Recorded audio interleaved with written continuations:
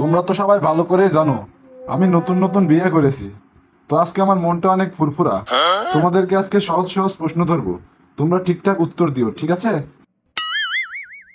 চান্দু, একটা সুন্দর জিনিসের নাম বলতো। স্যার আপনার বউ। এই বিয়াদব কোথাকার, এক চরে তোর 32টা দাঁত খুলে দেবো, তখন বুঝবি ঠেলা।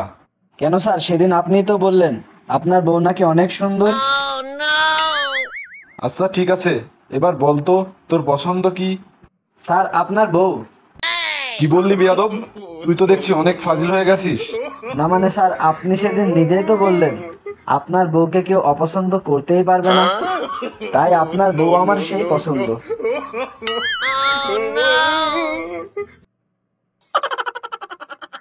চান্দু, তুই তো আমার ভালো মাথা খারাপ করে দিয়েছিস। তুই এখন চুপচাপ পিছনে বেঞ্চে গিয়ে বস। স্যার আপনি একবারে ঠিক কাম করেছেন।